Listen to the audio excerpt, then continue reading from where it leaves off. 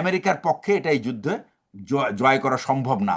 America খুব carefully তারা চাইছিল যে সমস্ত গালফ কান্ট্রিজ যেন তাদের পক্ষে হয়ে ইরানের উপরে অ্যাটাক করে, কিন্তু আমার মনে হয় না যে Gulf countries are also getting involve, because তারা এখন দেখছে যে তারা কিন্তু যে প্রোটেকশনটা তারা এক্সপেক্ট করছিল ইউএস এর কাছ থেকে, তাদের কাছ থেকে কিন্তু সেই প্রোটেকশন উইথড্র করেছে। পারেনি। এমনকি the THAAD missiles, Patriots and third missiles have been taken out of Taiwan.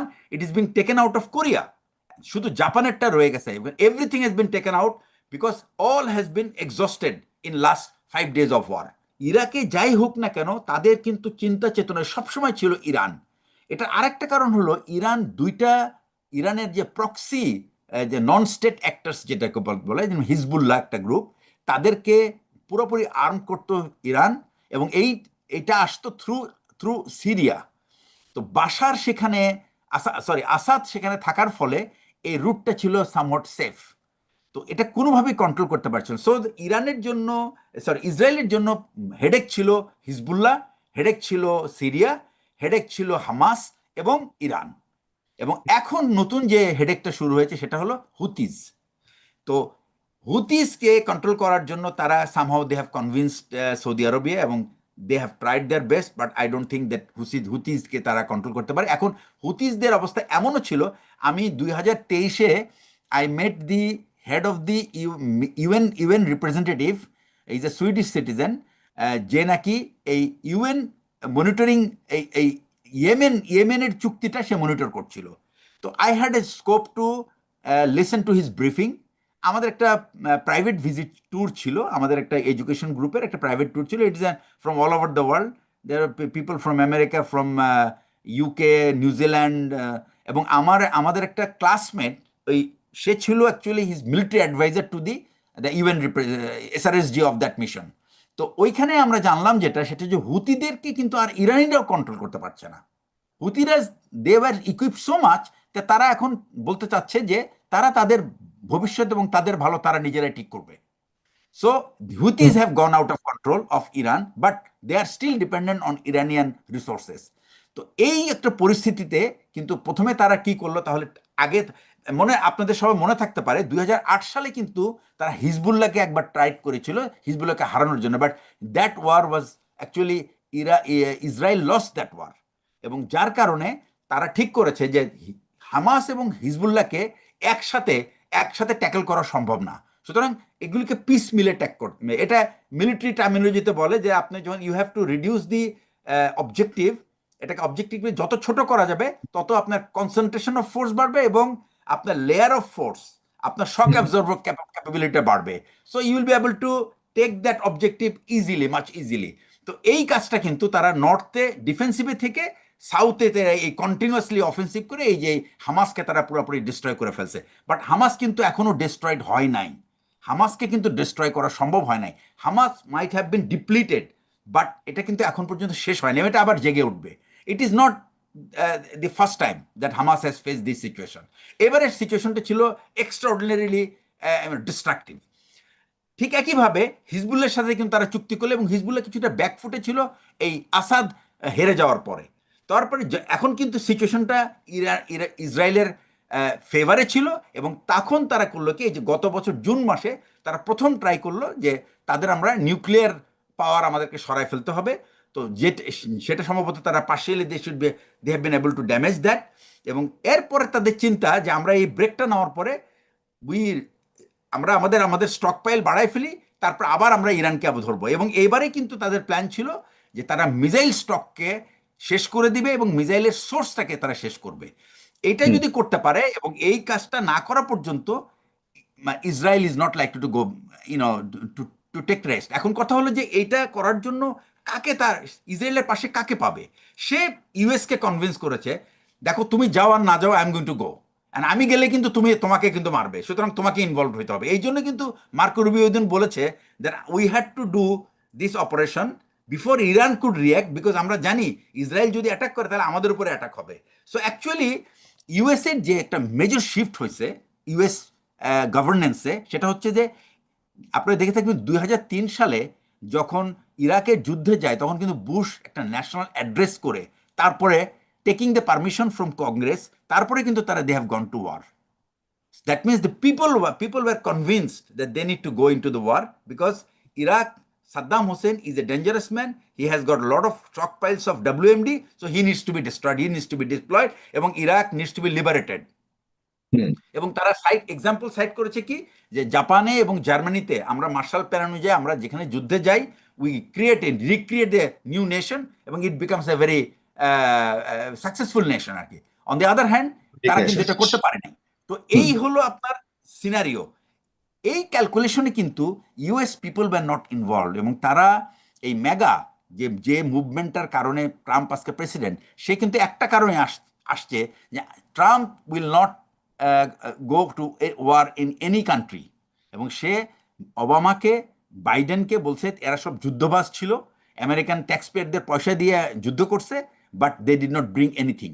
এবং তার কিন্তু একটা ইলেকশন লেকচারের প্রথমেই ছিল that Biden will just right after electing he will go and attack the Iran. Sorry, এটা ওবামার সময় বলেছিল। তো এই প্লি নিয়ে সে ইলেক্টেড হওয়ার পরে কিন্তু he started ignoring American people. এখন তার পার্টি কিন্তু ফ্র্যাকচার। আজকে কিন্তু সিনেটে তাকে কিন্তু অথরিটি অফ ওয়েজিং ওয়ারের উপরে যে বিল, এটা কিন্তু পাশ হয় নাই। এটা 44 ভোটে পক্ষে পেয়েছে 44টা ভোট, আর বিপক্ষে পেয়েছে সম্ভবত 56 ভোট পেয়ে কিন্তু এটা হেরে গেছে। That means Trump did not get the authorisation. So what he is doing now, he is an extra মানে ignoring the people of America, desire of the people, she has gone into war. I don't know whether he will get the money or not, but যদিও আমি দেখতেছি যে ডেমোক্রেটরা, because of the lobbying of the defence lobbying, ডেমোক্রেটরা বলছে যে they are going to give him the extra $50 billion. Already তাই সে কিন্তু $990 বিলিয়ন পেয়েছে এবছরে মিলিটারির জন্য। সে এই যুদ্ধের জন্য আরো $50 বিলিয়ন চেয়েছে। এটা যদি পাস হয় ফাইন, বাট তার নিজের পার্টি রিপাবলিকান সিনেটররাই কিন্তু এখন এটা অপোজ করছে এই বিলের। যখন বিলটা যখন আসবে, সিনেটে আসবে, তখন এটা পাস হবে কিনা এটা দেখার বিষয়। কিন্তু পয়েন্টটা হচ্ছে যে এই যুদ্ধ কিন্তু আমার দৃষ্টিতে আমেরিকার পক্ষে এটা এই যুদ্ধে জয় করা সম্ভব না। আমেরিকা খুব কেয়ারফুলি তারা চাইছিল যে সমস্ত গালফ কান্ট্রিজ যেন তাদের পক্ষে হয়ে ইরানের উপরে অ্যাটাক করে, কিন্তু আমার মনে হয় না যে Gulf countries are also getting involve, because তারা এখন দেখছে যে তারা কিন্তু যে প্রোটেকশনটা তারা এক্সপেক্ট করছিল ইউএস এর কাছ থেকে, তাদের কাছ থেকে কিন্তু সেই প্রোটেকশন উইথড্র করেছে। এমনকি the THAAD missiles, Patriots and THAAD missiles are been taken out of Taiwan, it is being taken out of Korea. শুধু জাপানেরটা রয়ে গেছে। Everything has been taken out because all has been exhausted in last 5 days of war. And এই যুদ্ধ যদি আরো 7 দিন continue করে, I don't know where Americans will stand, whether America will really be able to continue this war or not. যদিও তারা বলছে stock pile আছে, but I don't think it's going to happen as it is expected by Trump. It is simply a psychological war they are going. So আমার দৃষ্টিতে How much এই could afford যুদ্ধে the war, like Irani authority কতটা ইরানি অথরিটির কাছে, ইরানের কাছে known. Specially প্রথম কথা হলো যে স্পেশালি দ্য মিসাইল স্টক। হ্যাঁ, হ্যাঁ, আমি আপনাকে বলি, এটা ইরানের কাছে known stock is 2500 ballistic missile. এটা ছাড়াও তাদের যে নতুন যে দুইটা, একটা ফাতা আর একটা হলো শাহাদ, এই যে দুটো অ্যাডভান্স মিসাইল, এটার আবার কি মাল্টিপল ওয়ার হেডস আছে। আজকে যে বিমান, এই ঘন্টাখানেক আগের ব্যাপার, যে তেলাভাইভ এয়ারপোর্টে সেটার ওয়ার হেড ছিল 1 ton, which is a huge. এবং এখন তারা ক্লাস্টার বম ইউজ করছে, যেটা আগে আমেরিকানরা ইউজ করতো। ইরানের একটা তারা যে একটা অ্যাডভান্স নেশন, সায়েন্টিফিক্যালি তারা far ahead of other Arab nation. এটার একটা প্রধান কারণ হচ্ছে তারা যে কোনো টেকনোলজি পায়, এটা কিন্তু তারা রিভার্স ইঞ্জিনিয়ারিং করে। এই রিভার্স ইঞ্জিনিয়ারিং করে they bring out their own version. এবং তারা কিন্তু এগুলি এই যে তাদের যে ড্রোনগুলি যে ইফেক্টিভ কিনা, এটা কিন্তু তারা অলরেডি টেস্ট করেছে ইউক্রেনে, because Ukraine got drone from Iran. এবং even Russia got drones from Iran. তার মানে রাশিয়ারা যখন ইরান থেকে ড্রোন নিয়ে ইউক্রেন ইউজ করছে, হুইচ মিনস দ্যাট এই ড্রোনগুলি কিন্তু অলরেডি টেস্টেড। সো এই ড্রোন স্টক পাইল কত আছে এবং কোথায় আছে, it is very difficult to identify, because ইরানের যে ল্যান্ডস্কেপ, এটার জিওগ্রাফিটা এমন যে it is very difficult. They have got lot of shelters Very deep hilly একটা inside, country. যেখানে factories they have made, এবং এখনো তারা ক্লিয়ার করে নাই whether they have the capability of uranium enrichment plant এখনো কি existing or not. হুম। যে ইনফরমেশনগুলি আসে ইউএস চ্যানেলে, এগুলি কতটুকু সত্যি, নির্ভরযোগ্য কতটুকু নয়। মিথ্যা, এটা ভ্যালিডিটি বিশ্বাস করা খুব ইজ ভেরি কঠিন। Difficult to ascertain. জি, তো আপনাকে অনেক ধন্যবাদ। আমি মনে করি যে ইরানের আরো দুইটা বিষয় লক্ষ্য করার ব্যাপার। একটা হলো পুতিন কিছুক্ষণ আমি গতকালকে দেখেছি যে he has said that he has got tactical nuclear weapon which he is likely to provide to Iran to stand by him. আর এটার আরেকটা কারণ হচ্ছে রাশিয়ার 790 জন nuclear workers they are in Iran right now, and they are very concern about the safety of those people. তো যে কারণে Russia has to stand beside Iran to make sure that their people are safe. At the same time যে India is playing a very dubious role. তার প্রথম ব্লেমটা এসেছে, foreign minister শুধু একটা শব্দ বলেছে, এই যে ভাই কিছুক্ষণ আগে বলল যে ওই যে তাদের যে দেনাটাকে যে ডিস্ট্রয় করেছে, they have used a torpedo from submarine, এবং এইটাই অনেক দিন পরে এই টর্পেডোটা ইউজ করা হয়েছে, এবং এটা ডিস্ট্রাকশনের পরে ফরেন মিনিস্টার বলছে we thought we were in friendly water.